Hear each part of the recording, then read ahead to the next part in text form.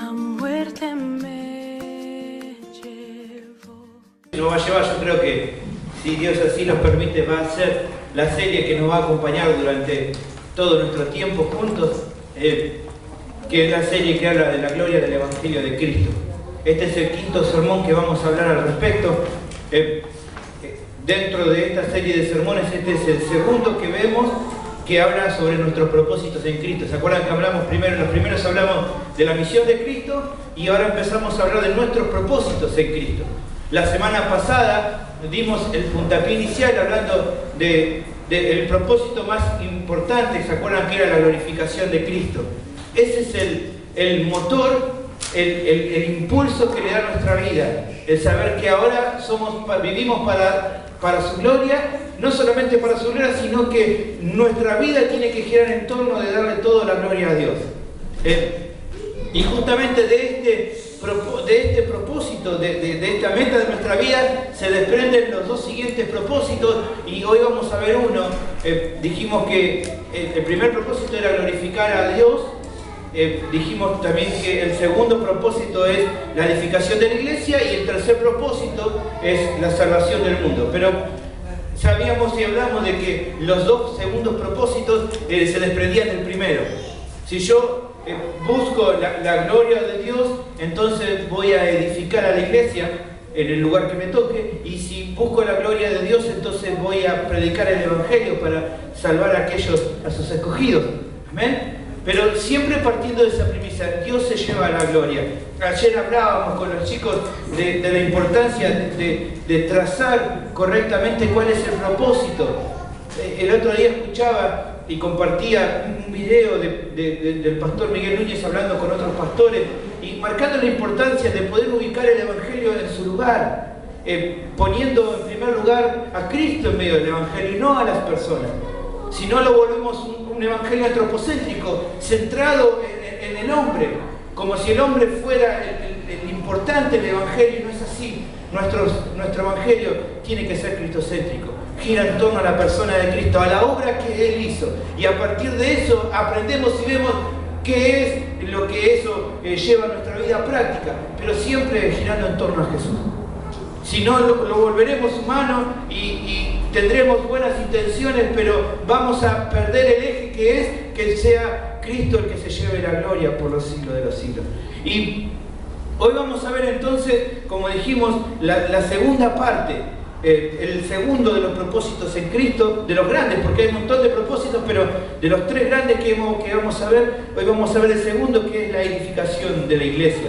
Y vamos a comenzar a ver el primero de los versículos en esta noche, que se encuentra en capítulo 4 de Efesios, versículo 16. Me olvidé, hoy lo decía temprano, le damos la bienvenida a nuestros hermanos que hoy nos visitan, Dina y María y Pablo. Que Dios les bendiga mucho, que se sientan como en su hogar. Vamos a la palabra del Señor entonces. Efesios capítulo 4, versículo 16, dice la palabra del Señor: de quien todo el cuerpo, bien concertado y unido entre sí por todas las coyunturas que se ayudan mutuamente, según la actividad propia de cada miembro, recibe su crecimiento para ir edificándose en amor. La palabra clave sobre la cual vamos a trabajar en el sermón de hoy es edificándose, edificación, edificar. Esa es la palabra sobre la cual vamos a trabajar el propósito que vamos a ver hoy, edificación. Y cuando hablamos de edificación, lo que estamos haciendo es comparar a la iglesia del Señor con un edificio. ¿Está bien? Cuando hablamos de edificar, cuando hablamos de edificación, ¿de qué estamos hablando? ¿Cuál es el sustantivo que utilizamos? Edificio. Edifico un edificio, edifico una construcción. ¿Está bien? Y sobre la idea de este edificio, de esta edificación, va a ser donde va a generarse las ideas que vamos a ir trasladando hoy.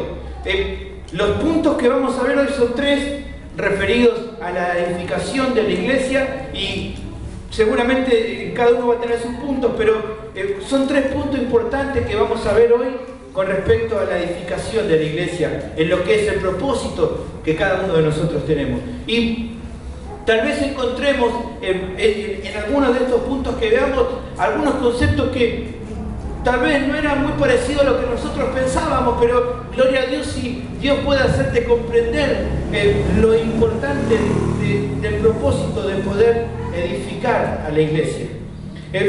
El edificio, el primero de los puntos que vamos a ver es, el edificio se va construyendo de acuerdo a un diseño.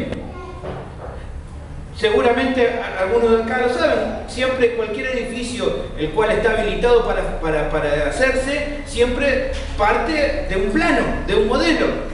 Alguien hace un diseño, se le llama arquitecto, por lo general es un arquitecto que está homologado, él prepara un diseño, arma un dibujo, prepara ese modelo y a partir de ese modelo, el maestro mayor de obra, los albañiles van identificando y mirando cómo está hecho el modelo y a partir de ello empiezan a trabajar. ¿Está bien? Entonces, el primer punto es, el edificio se va construyendo de acuerdo a un diseño. Y el tema importante acá con el cual quiero arrancar es que dentro de esta obra, cada uno de nosotros es un obrero. No somos los arquitectos.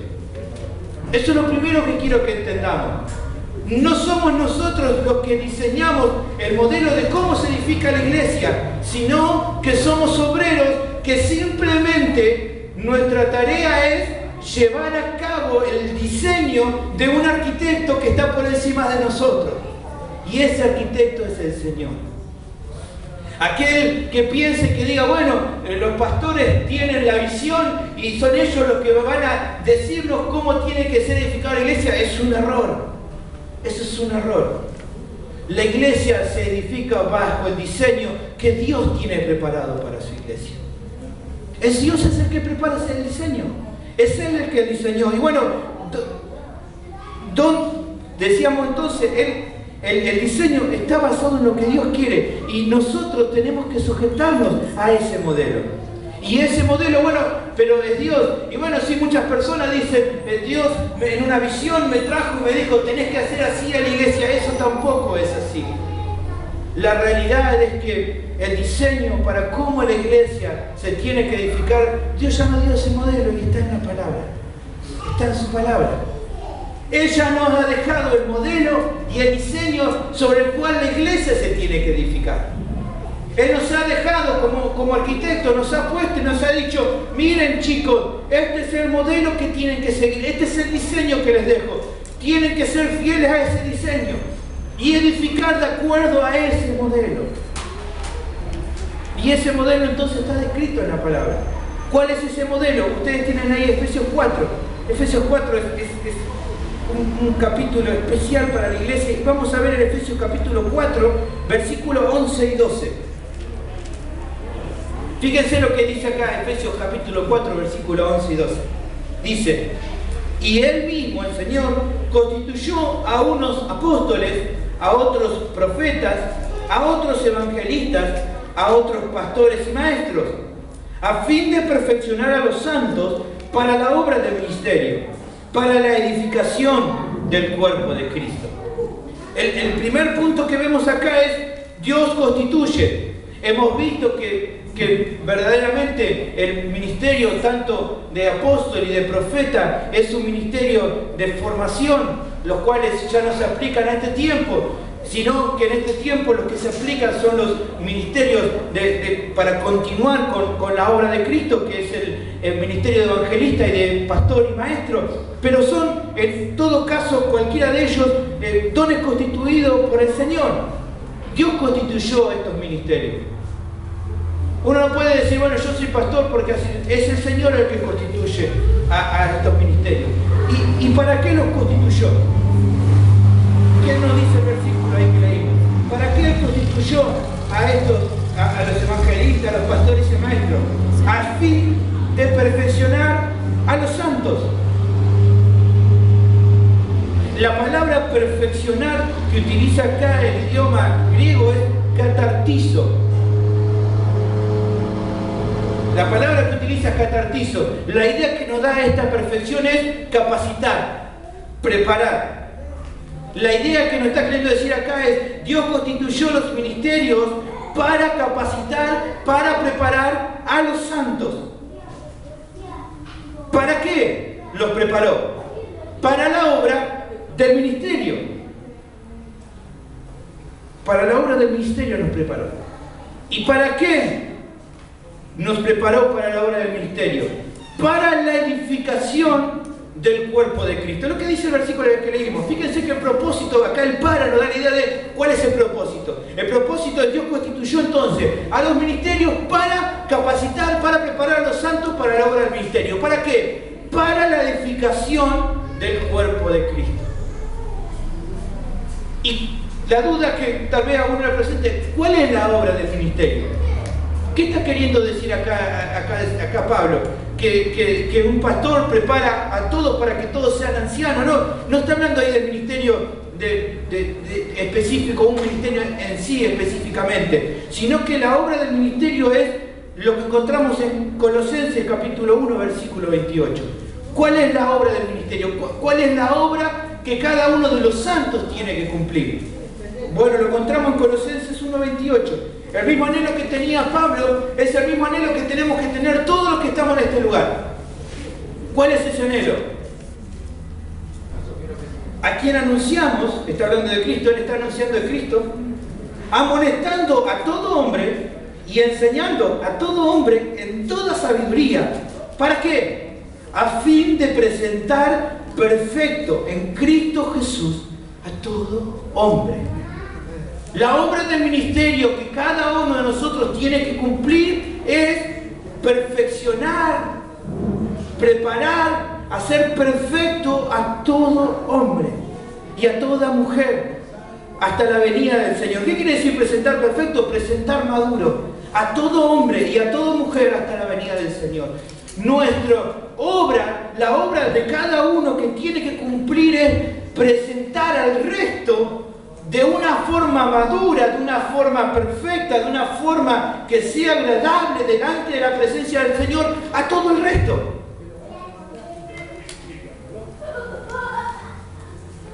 ¿Cómo que tenemos que entre nosotros? Pero esa no es la tarea que tiene el pastor. No. La tarea del pastor es capacitarlos, prepararlos para que ustedes, para que todos tengamos que presentarnos a los demás perfectos para la venida del Señor. Fíjense, Efesios capítulo 4, versículo 13. Hasta que todos lleguemos a la unidad de la fe y del conocimiento del Hijo de Dios, a un varón perfecto, a la medida de la estatura de la plenitud de Cristo. ¿Qué hacemos de esta manera? ¿Cuál es el propósito que se cumple? Bueno, a través de poder trabajar de esta manera, es que cumplimos con la Gran Comisión. ¿Cuál fue la Gran Comisión? En este tiempo por ahí se la trata de una manera incompleta. Pensamos que la Gran Comisión es simplemente ir y predicarle a alguien el Evangelio, que esa persona se salve y bueno, ya está. La Gran Comisión es ir y hagan discípulos. ¿Y qué es hacer discípulos? ¿Qué significa ser discípulo? Hacer discípulos es guiar personas al camino del Señor, pero también mostrarles cómo se vive en este reino, en este camino.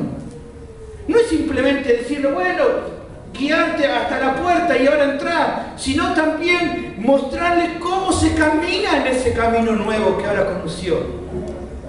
Eso es ser discípulo.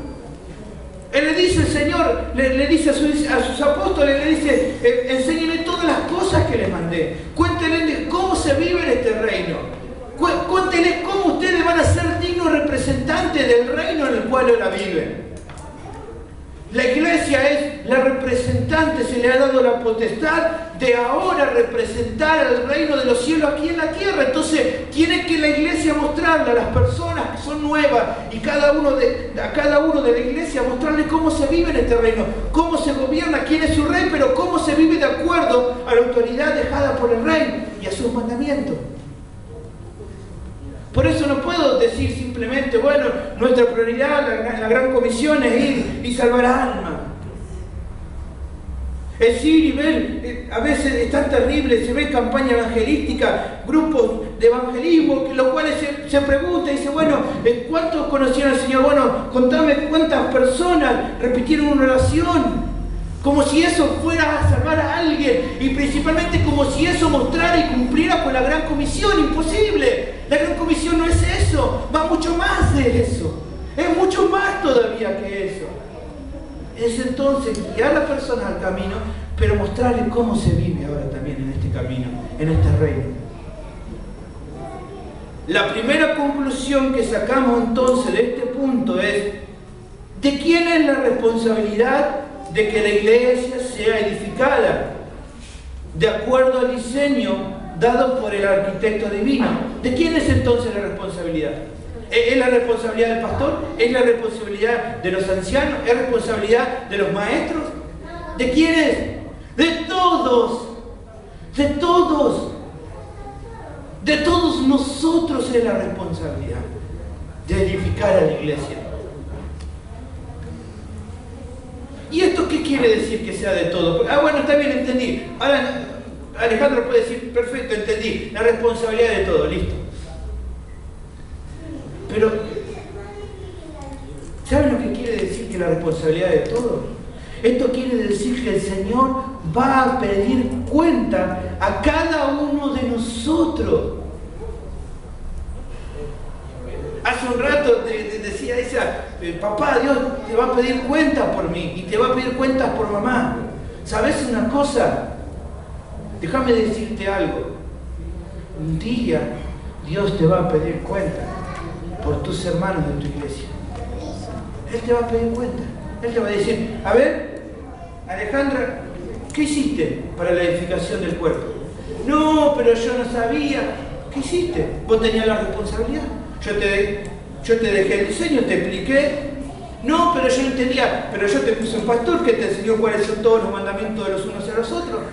Ah, pero así va a ser para cada uno de nosotros. Dios nos va a pedir cuenta. No sé ustedes, pero cuando escribía esto, mis pies temblaban. Presentarme un día ante el juez del universo y decirle, Señor, no, yo tenía un don que vos me diste, y ahora vamos a hablar un poco de eso, pero bueno, no lo sé, me daba cosas, yo viste que no soy, pero yo te mandé. Yo te dije, andá a ser discípulo, y yo te prometí, yo voy a estar con ustedes hasta el fin del mundo. ¿Qué más necesitabas? Yo se lo estoy diciendo ahora medio fuerte, ¿no? Pero imagínense ese día cuando nos presentemos delante del Señor Todopoderoso. Dice la palabra del Señor, fíjense, 1 Corintios, capítulo 3, versículo 8. Un día vamos a rendir cuenta por nosotros. Somos salvos por gracia. Esa salvación es dada por el Señor. Lo hemos hablado muchas veces. Somos salvos por gracia. No hemos hecho ningún mérito y ni hicimos ningún mérito en nuestra salvación. Pero un día seremos juzgados por nuestras obras. Fíjense 1 Corintios capítulo 3, versículo 8. Y el que planta y el que riega son una misma cosa. ¿Qué son? Obreros. Aunque cada uno recibirá su recompensa conforme a su labor. Cada uno va a rendir cuenta y recibirá recompensa según lo que hizo. No está hablando aquí de la salvación, pero está hablando que verdaderamente cada uno de nosotros va a rendir cuenta delante del Señor un día.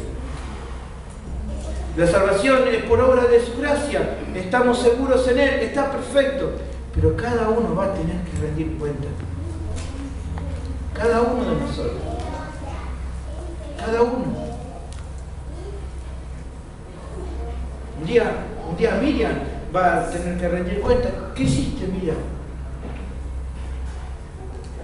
¿Qué hiciste para edificar al edificio, a la iglesia que te di?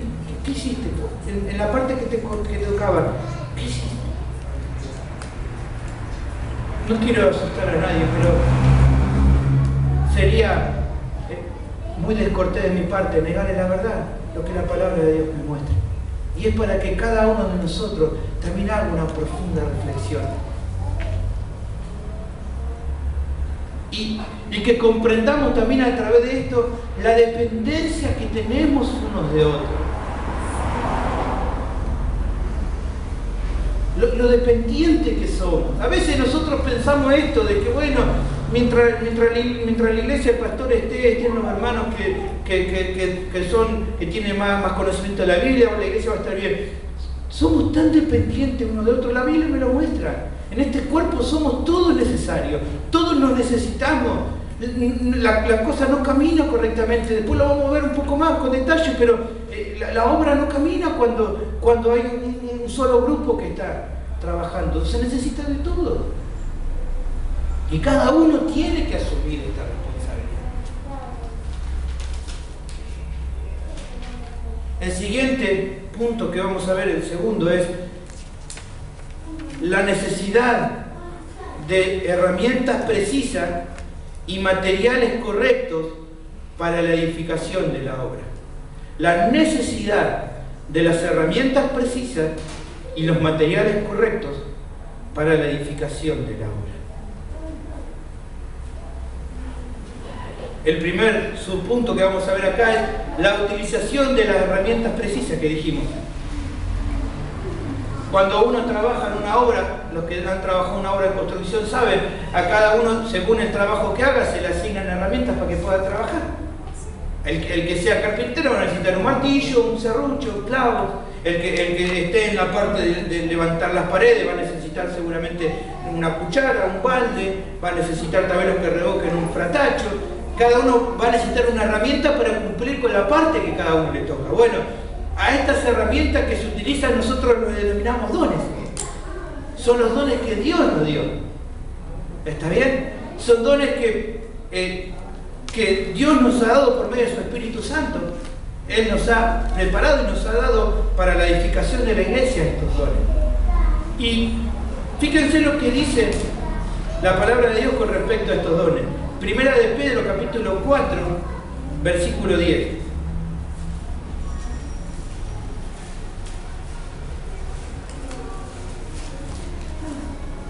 Primera de Pedro, capítulo 4, versículo 10. Cada uno, según el don, utilice si quiere herramienta, cada uno según la herramienta que ha recibido, utilícela con los otros, ministre a los otros. Cada uno, de acuerdo al don que recibió, úselo para los otros. ¿Se acuerdan que dijimos la edificación es con respecto a la iglesia? Entonces, mi don, el don que Dios me dio, tengo que utilizarlo para ministrar a los otros. ¿Y qué dice? Como buenos administradores de la multiforme gracia de Dios. De acuerdo a su gracia tenemos que administrar correctamente los dones recibidos. ¿Qué quiere decir esto? Lo hablamos la otra vez, pero podemos volver a decirlo. Tengo que clavar un clavo. Bueno, no tengo un martillo a mano. Agarro una tenaza y le doy con una tenaza. No. Tal vez lo pueda hacer. Tal vez más o menos si le tengo puntería lo voy a terminar clavando. Pero ¿ese es el uso que tiene que darse? No. Para eso está el martillo. Utilizar correctamente los dones nos hace buenos administradores de la gracia de Dios. Dios nos ha dado, de acuerdo a su gracia, los dones para ser utilizados. Nuestro deber es utilizarlos correctamente. Utilizarlos correctamente. Bueno, pero vos sabés que a veces uno tiene que estar cubriendo la necesidad. Déjame decirte una cosa. Utilizarlo incorrectamente es darle poco valor a lo recibido por gracia, lo cual es pecado. Fíjense que acá no está diciendo, bueno, cada uno según el don que ha recibido, si quiere, utilícelo a los demás. Acá dice, ministrelo. Es un mandamiento. El mandamiento de Dios es, el don que recibió Teresa, tenés que utilizarlo. Si no lo utiliza, está menospreciando la gracia de Dios. Porque Dios en su gracia se lo dio. Ella no lo merecía, pero Dios se lo dio. El no utilizarle es darle poco valor a la gracia de Dios. Es darle poco valor a lo que Dios nos dio. Es decir, mirá, Señor, vos me diste este martillo, yo no lo voy a usar. Yo no me lo gané por gracia. Es darle poco valor. ¿Cuántas veces criticamos a los niños porque decimos, no, los niños por ahí son a veces medio necios porque luchan tanto porque le den algo, ¿no? Y uno se lo termina dando y una vez que lo tiene ya lo tira. ¿Cuántas veces nosotros tenemos esta necesidad? Dios nos da un don para utilizarlo, nosotros decimos, sí, lo voy a usar, no, que se cargue otro.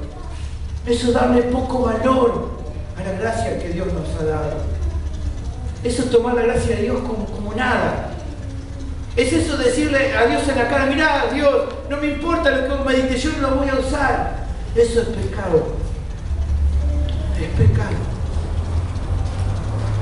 Utilicemos los dones que Dios nos dio como buenos administradores de la multiforme gracia de Dios. Ya hemos dicho, todo mandamiento que no se cumple es pecado. Saber hacer lo bueno y no hacerlo es pecado. Ah, yo no sabía que si no usaba mi don era pecado. Ahora lo sabés. La letra te mata. Ahora no te queda otra. No puedo, Sergio, pedirle al Señor. Sergio, surgió un momento cuando no pude cumplir. Arrepentite y pedile al Señor que te ayude a poder cumplirlo. Porque déjame decirte una cosa, cualquier pecado delante de Dios es para Él aborrecible, sea cual sea. Somos nosotros los que con prejuicios decimos, no, pero este pecado es peor que esto no pasa nada. No, a nosotros no pasará nada, pero cualquier pecado delante de Dios, Él lo aborrece, le da asco. Y tomar un poco los dones que Él te dio, las herramientas que Él te dio, es pecado y Él lo aborrece. Y si hasta acá lo estabas haciendo, pedirle perdón al Señor. Y tomar con seriedad lo que Él te dio. Él te lo dio de gracia.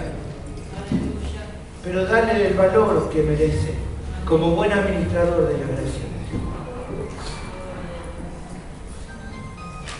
Si quieren podemos mirar un ejemplo dado por el apóstol Pablo de cómo utilizar los dones. Miren, en Romanos capítulo 12, versículos 6 al 8, tenemos un ejemplo de cómo utilizar nuestros dones y vamos a ver ahí una lista de 7 dones de cómo trabajan estos dones. Fíjense, Romanos capítulo 12, versículos 6 al 8. Tenemos 7 dones ahí 7 herramientas que Dios les dio a los romanos para poder utilizar para la edificación del cuerpo. Romanos capítulo 12, versículos 6 al 8. Fíjense.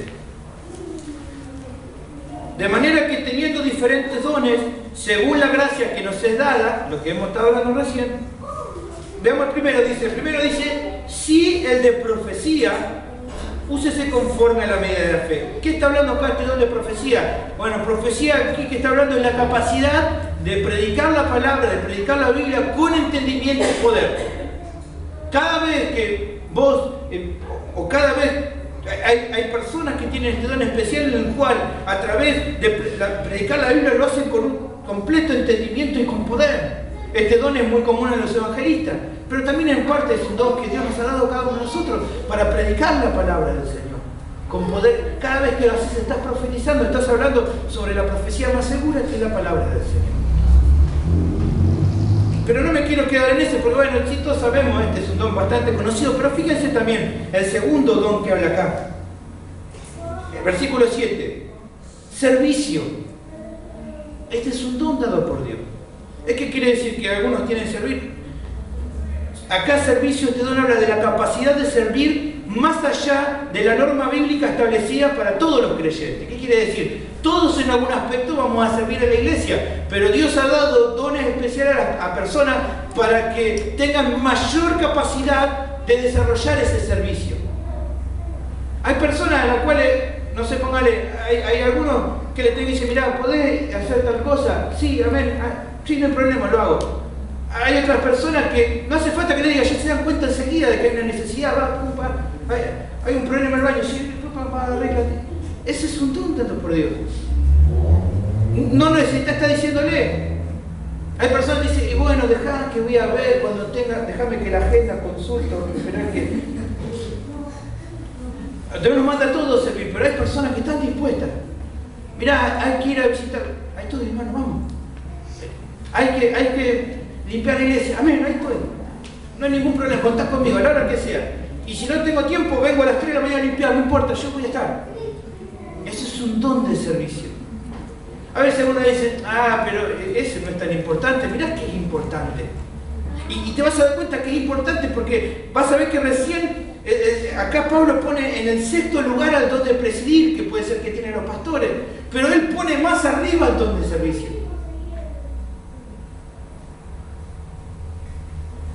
Fíjense el tercer don que nos habla acá, enseñanza. Es la capacidad de entender y comunicar las verdades bíblicas.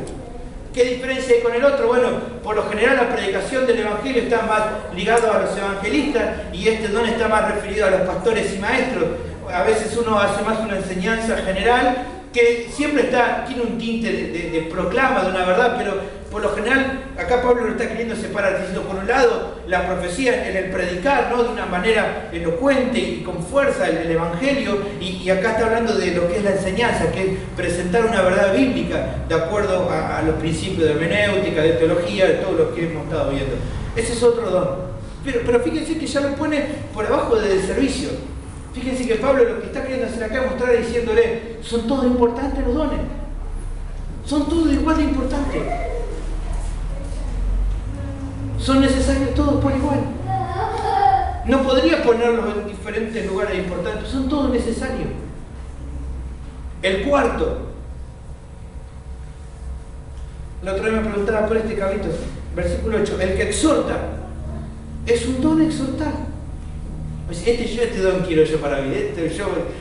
Pensamos que exhortar es simplemente ir a retar a la gente, a tratarla mal. Exhortación es la capacidad de animar a otros para que sigan adelante en su vida, crecimiento y llamado. Hay personas que tienen este don. No sé si te pasó, a veces estás en un momento mal, un momento que estás en una lucha y viene un hermano y te dice, vamos hermano, ¿cómo estás? Fuerza, arriba. Y sentís que esa fuerza no te ha pasado. Bueno, ese es el don que tiene la mano, de exhortarte, de animarte, de desafiarte, de hacerte que levante. Obviamente no lo hace por su fuerza natural, es el Espíritu Santo que lo guía a hacerlo, pero es un don de exhortación, el cual no se utiliza agresivamente, sino en amor.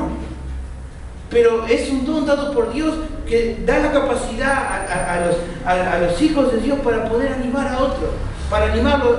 Y hermano, estás cumpliendo con lo que Dios te mandó y me está costando, dale hermano, arriba, vamos, Dios tiene una recompensa, hacelo por el Señor, dale, y esas palabras te infunden ánimo y hay otra vez ganas de servir al Señor. A veces simplemente no son palabras, a veces llega el momento justo, dar un abrazo al hermano, ¿cómo está?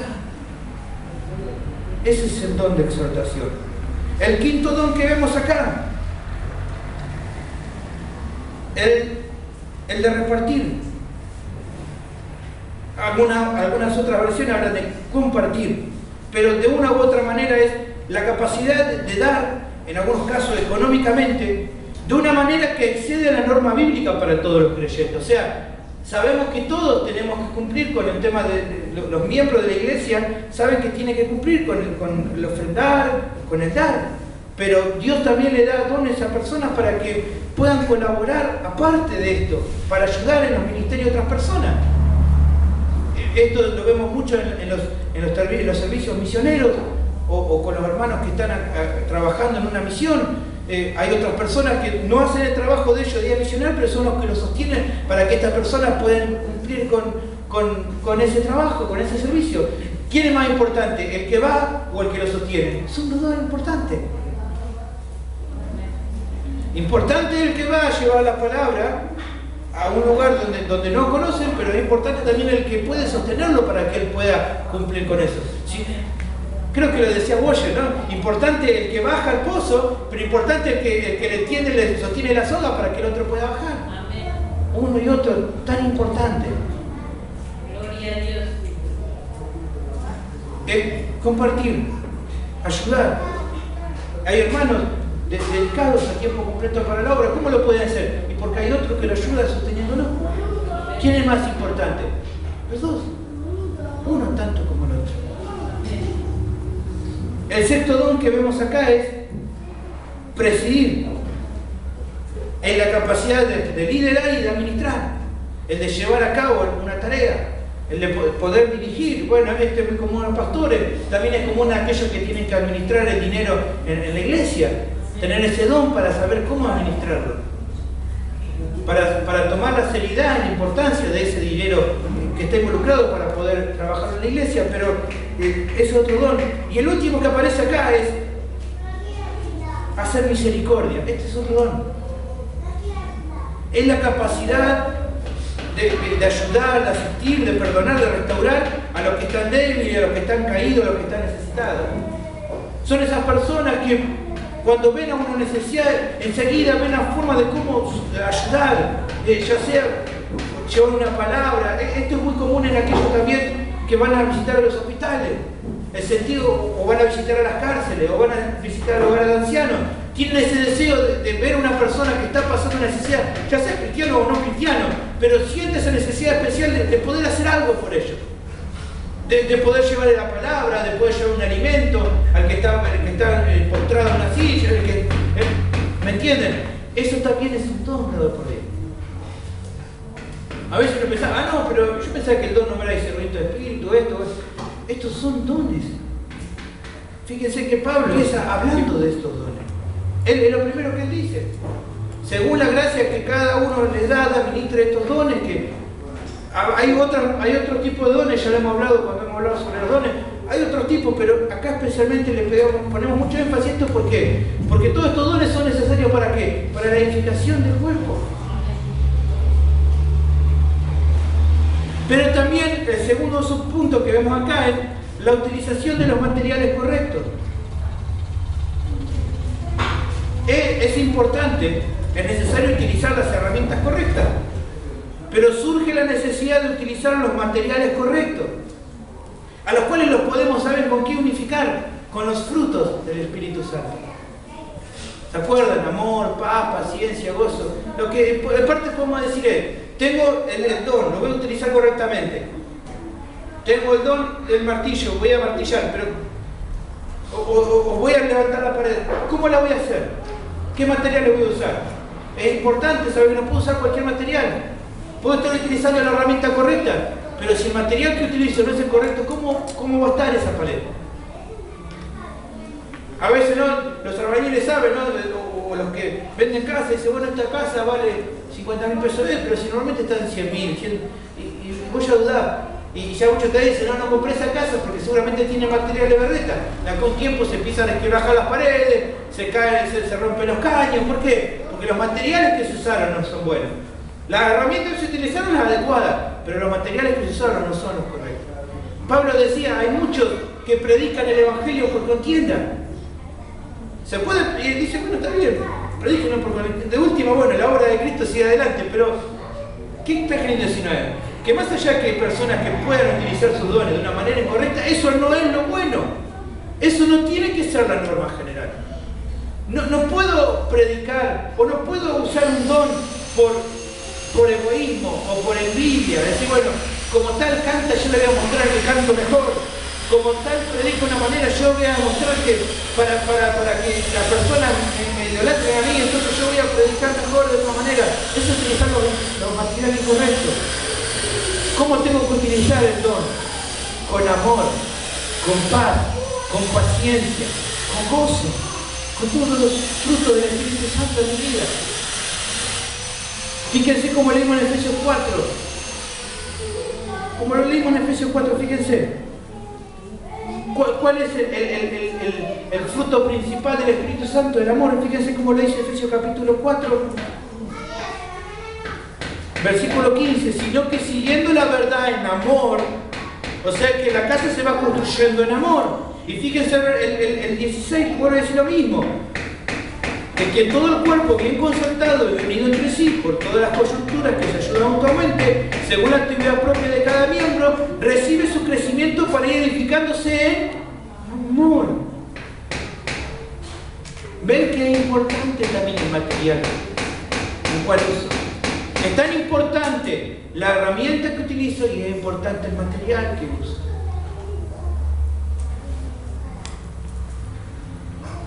De esta manera lograremos que el edificio vaya creciendo correctamente.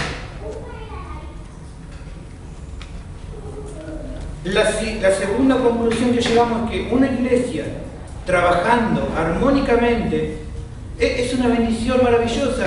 Hay un salmo que siempre leemos al respecto de esto. Es el Salmo 133, fíjense. Lo conocemos, siempre lo decimos. Miren qué bueno y qué delicioso es habitar los hermanos juntos en armonía. Es como el buen óleo que sobre la cabeza, el cual desciende sobre la barba de Aarón, y baja hasta el borde de su vestidura.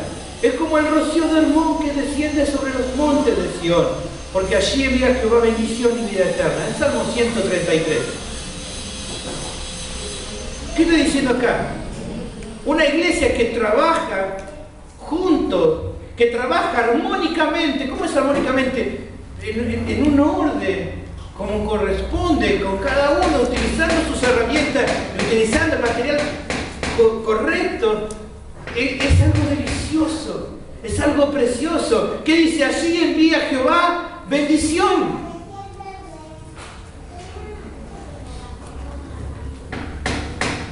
Varones y mujeres piadosas, edificando al cuerpo de la manera correcta, Dios no puede más que bendecir.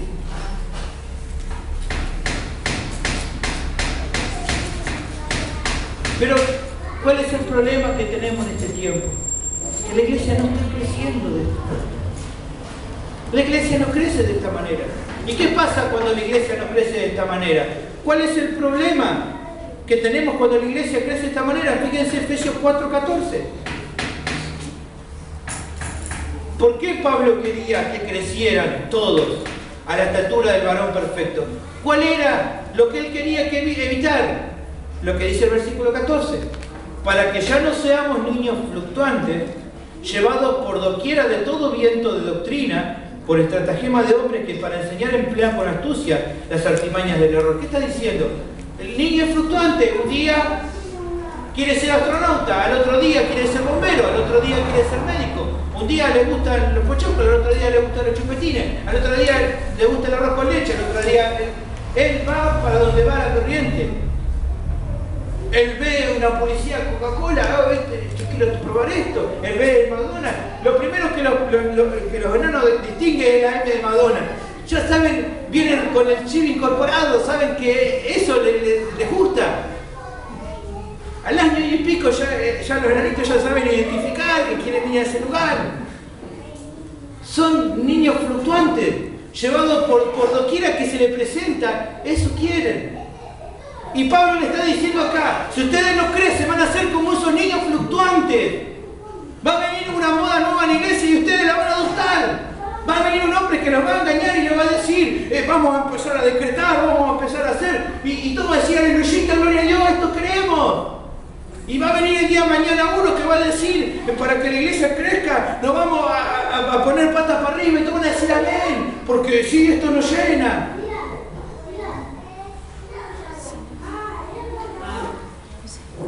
Niños fluctuantes. No, y la nueva moda, a partir de ahora todos nos vamos a poner de esta manera en la iglesia. Amén, vamos a seguir todo esto, porque da rendimiento. La iglesia todos lloran, y bueno, entonces si todos lloran y se van contentos a su casa, vamos a seguir con esta, vamos a hacer ese camino. Si el camino tiene éxito, vamos a hacerlo. Así hemos sido engañados, así son engañados por años las iglesias.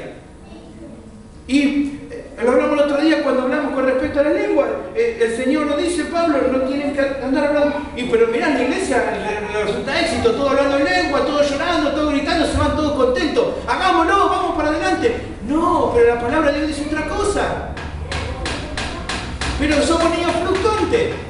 Vamos para donde va la corriente, para lo que más nos gusta. ¿Y cómo evitamos esto? La única manera de evitarlo es todo el cuerpo creciendo.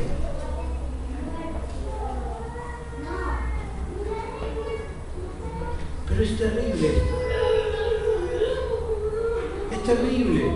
Hoy más que nunca vemos en la iglesia todo esto. Hoy más que nunca vemos en la iglesia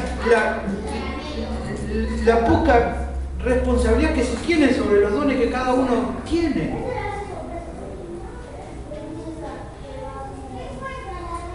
gracias al Señor por el pastor Nicolás que nos hablaba sobre esto. Mucho de esto que estoy compartiendo es la charla o la reunión que tuvimos con pastores, de la necesidad de volver a esto y de entenderlo. Cuando la iglesia no trabaja con los dones en el cuerpo correctamente, el cuerpo, ¿sabe en qué se transforma? En un monstruo. En eso se transforma.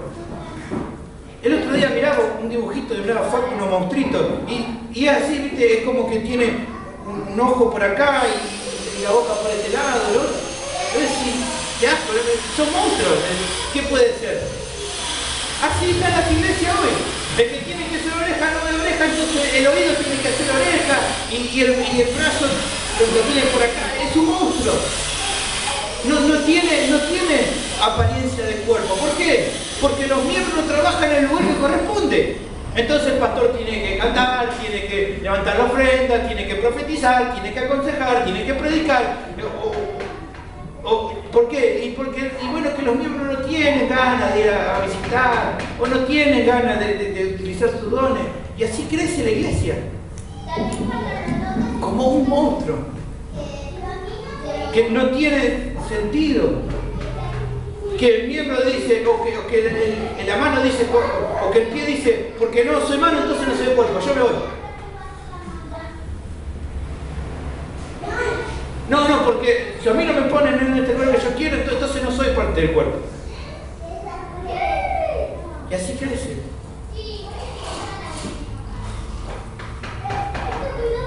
Y la iglesia termina siendo como niños fluctuantes, llevado por donde sea.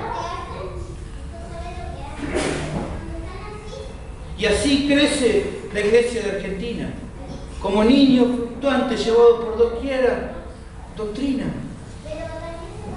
Escuchan algo, les parece bonito y ahí vamos. Claro, si no tienen fundamento en la palabra, ¿qué van a saber si lo que le están diciendo está bien o está mal? El último punto para esta noche es 6 situaciones a evitar durante la edificación del cuerpo. 6 cosas que tenemos que evitar. Somos una iglesia que estamos creciendo, muy nuevito, y creo que es importante tener en cuenta esto. Cuando Nicolás mencionaba, son unos virus que siempre quieren entrar en la iglesia.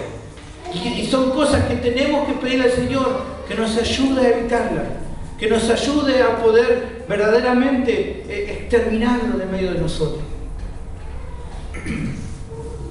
La primera que él nombraba era el reunionismo.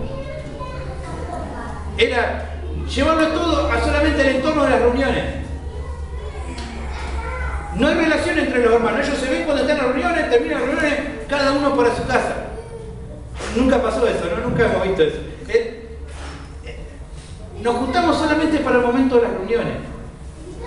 Durante la semana yo no tengo idea de lo que hizo Fede, no sé qué anduvo, si estuvo bien, si estuvo mal. Yo me entero cuando llega la semana y digo, no. Y por ahí ni me entero porque llegamos todos ahí sobre la hora, termina y nos queremos ahí todos.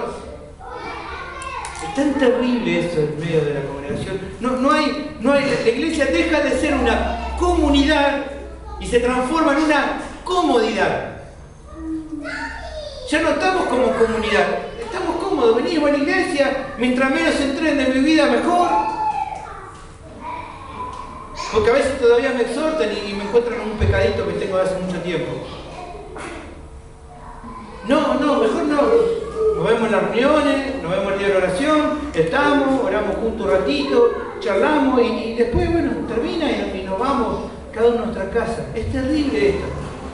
Es terrible. Y tenemos que luchar, hermano, para no acostumbrarnos simplemente a juntarnos los días de reunión y después que somos una comunidad, somos una familia.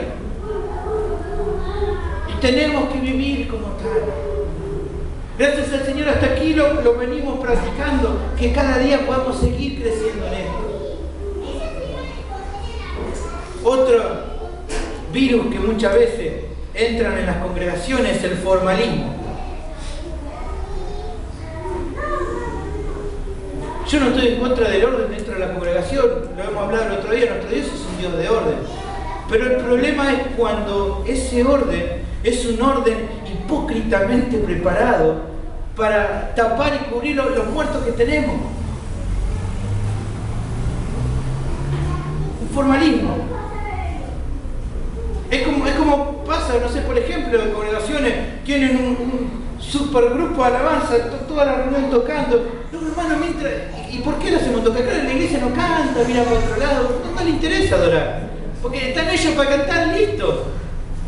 Y hay una profunda apatía a adorar al Señor, no tienen ganas de adorar.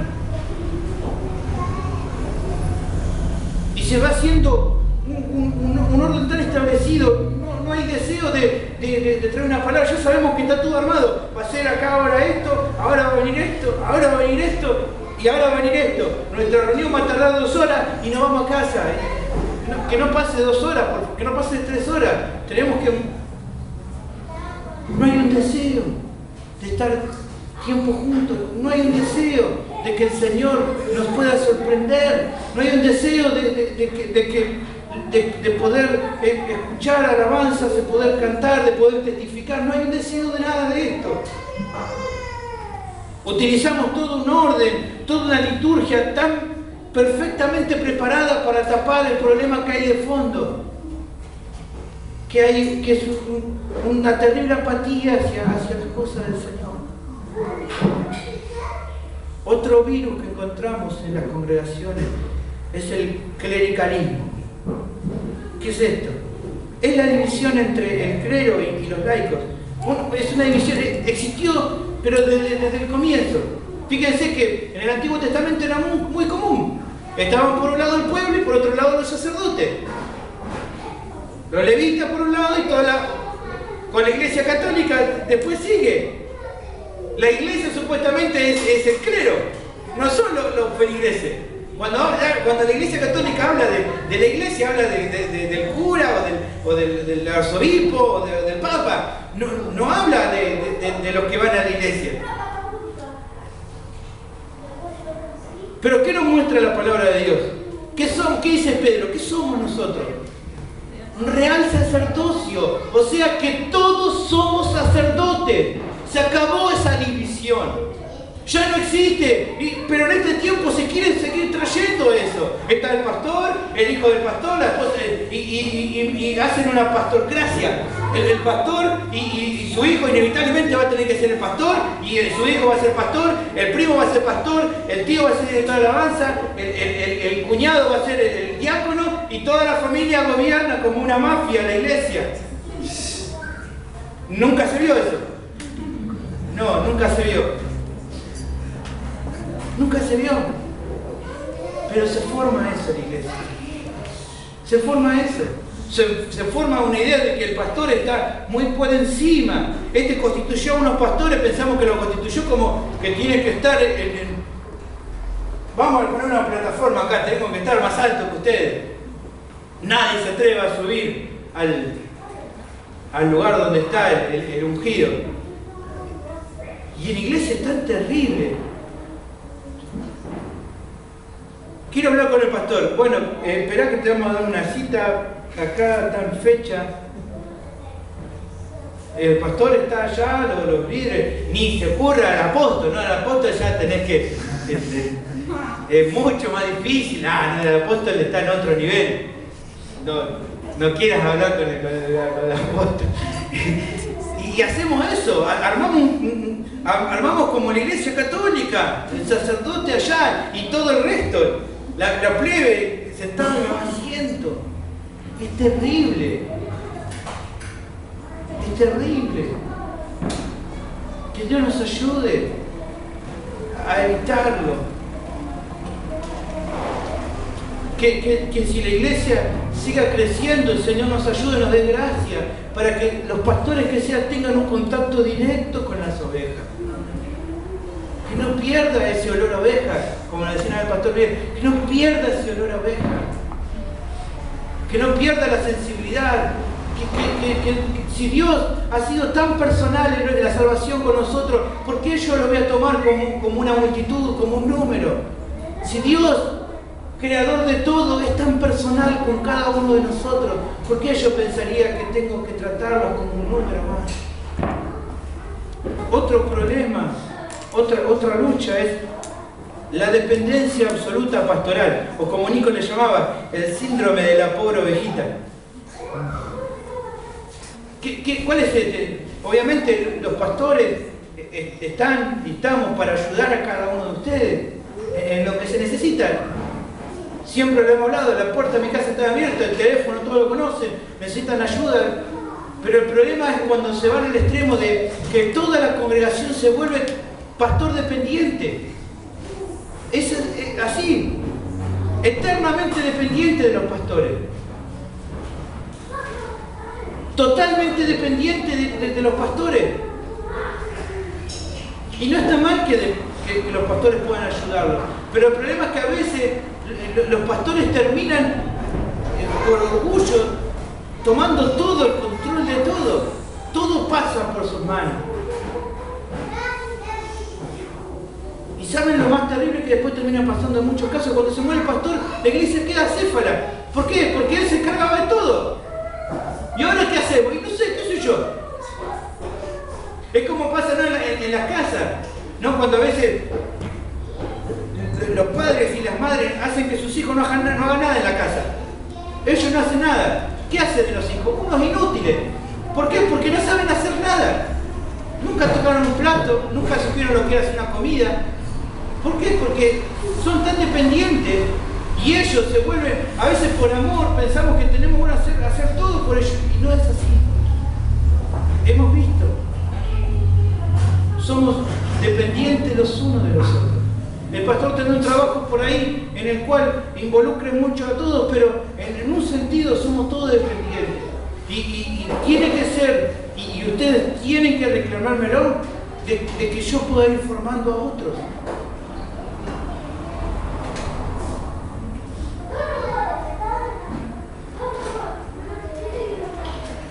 Vemos dos más. El quinto. Falta de oración y de adoración. Una iglesia sin oración es como agua estancada. ¿Qué pasa con el agua estancada? Pasa un tiempo y ¿qué empieza a pasar con el agua? Se pudre, se empieza a descomponer, se empieza a largar olor. Así es la iglesia que no ora. Y una iglesia sin oración no va a tener adoración. Porque la oración en parte es eso, poder adorar. ¿En qué sentido estoy adorando? En reconocer la necesidad que tengo de ese Dios. Si no oro, no voy a sentirme la dependencia que necesito de Él. ¿Cuánto necesito de Él? Me vuelvo autosuficiente simplemente con leer la palabra. Pero Dios nos manda que podamos orar. Cada situación de nuestra vida. El Señor nos dejó ejemplo. Ante cada situación importante, el Señor Jesús iba al monte, iba se apartaba a orar con el Padre. Él lo hacía. Él nos dejó un ejemplo. Él era Dios, pero aún así Él se sujetaba y se sometía al Padre y decía, y no solamente para consultarle, para adorarle, para decirle al Padre aquellas cosas que Él sentía por Él. Si no hay oración, mucho menos va a haber adoración. Si no tengo una vida normal y constante de oración, pero no una oración la calibrada, la que tic, tic, tic, tic, tic, tic, una oración verdadera con el Señor, menos voy a querer adorarle. Porque cuando no orás, no sentís nada por Él. Te empezás a enfriar. Empezás a sentir la apatía hacia el Señor. No sentís, y cuando empezás a dejar de perder esa comunión con el Señor, estás totalmente frío. Te puedo cantar la mejor canción, traerte a los mejores cantantes, pero no vas a sentir nada. ¿Por qué? Porque eso no se obtiene simplemente por la canción. Esa adoración al Señor la obtenés en tu intimidad con Él, en pasar tiempo con Él.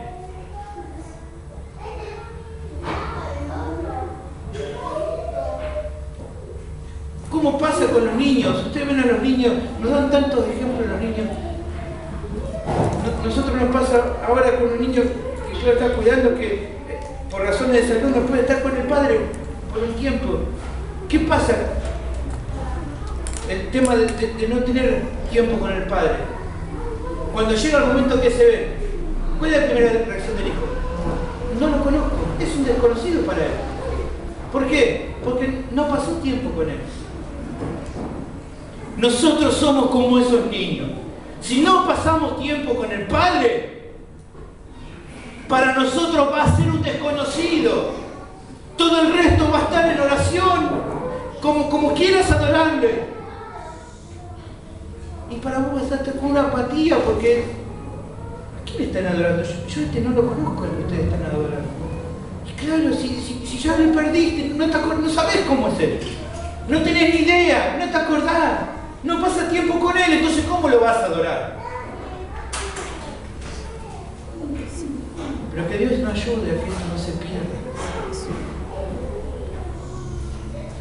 Y el último problema que hoy se encuentra mucho y que es algo que tenemos que erradicar en nuestra iglesia es el conformismo. Terrible. Cuando simplemente nos conformamos con venir a la iglesia, pasar un tiempo y después estar ahí un tiempo, compartir. Me da lo mismo. Tengo que cumplir, hay una responsabilidad que me dieron. Bueno, si la hago, si no, no pasa nada. Bueno, me dieron una responsabilidad, bueno, mientras tenga tiempo lo hago. El domingo, el tiempo que tenemos juntos con la iglesia, un día que nos juntamos con la iglesia, sí, voy. Me surgió un cumpleaños y mira, no puedo ir. Me surgió otra cosa y mira, bueno, el día estaba lindo, preferí.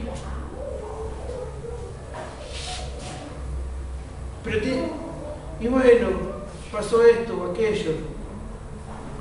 Si puedo voy. Hoy no pude orar. Porque tenía tantas cosas que hacer. Nos conformamos. Hoy no tuve tiempo para leer la palabra, porque tenía tantas cosas para hacer. Pero considerá lo importante que es tener tu tiempo con el Señor. ¿Considerás verdaderamente que es importante para tu vida? ¿Entendés el valor que tiene? Y bueno, pero tuve que trabajar, amigo, pero ¿qué es más importante para vos? ¿Qué es más importante? Y bueno, toda la semana trabajé, el domingo quería salir, o el domingo justo surgió que un cuñado me invitó para el bautismo, para el primo del cuñado, del cumpleaños, me tuve que ir. ¿Qué es importante? Empecemos a entender qué es lo más importante para nosotros. Por Dios, entendamos la necesidad que tenemos de estar tiempo juntos, la necesidad que tenemos diariamente de estar tiempo con el Señor. Porque si no entendemos esto, vamos al mismo camino como están las iglesias hoy, iglesias apáticas, que simplemente van y lloran un poquito y después siguen viviendo como viven.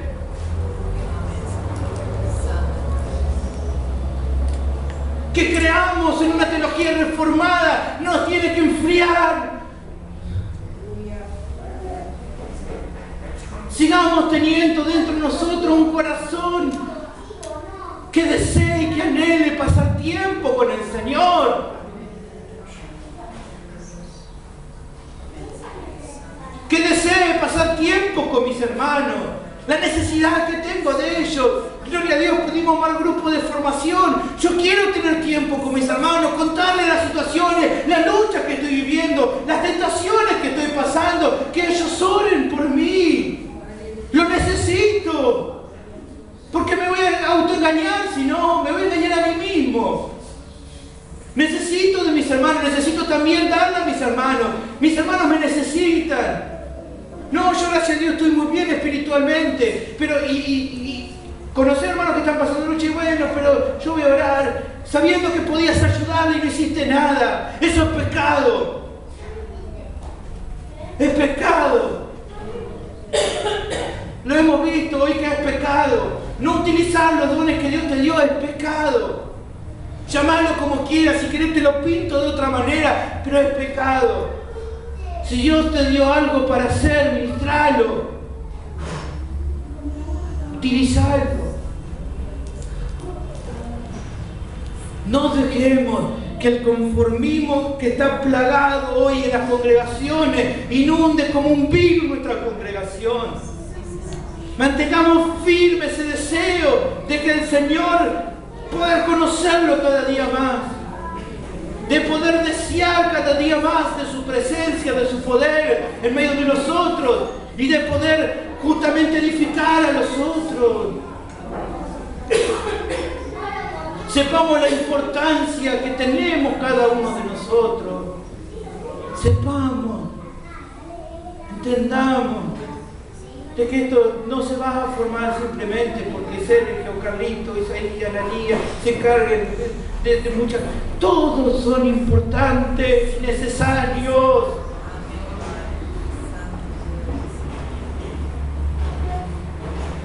No permitamos que estos virus entren en nuestra congregación. Seamos sabios para poder despreciar y desechar estas cosas. Porque esto ha destruido la iglesia en Argentina. Lo ha destruido. No se predica el Evangelio. Hace tiempo atrás, cuando hablábamos de esta cosa, un pastor me decía, pero esto es algo simple, es que vamos a seguir hablando de Cristo. ¿Y de qué otra cosa vamos a hablar? ¿Vos encontrás un motivo mejor que hablar de Cristo? ¿Encontrás algo más lindo que hablar? ¿Encontrás un motivo más precioso para hablar que no sea de su Evangelio?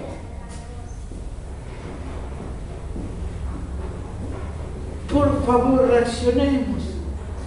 Démonos cuenta. No perdamos de vista este propósito que es el edificarnos. Tengámoslo en cuenta y pidámosle al Señor que nos ayude a poder cumplir con el propósito que Él nos dio.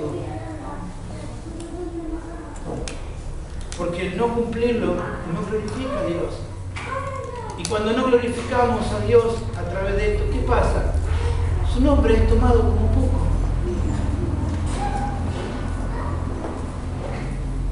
Vamos a orar pidiendo al Señor que nos ayude.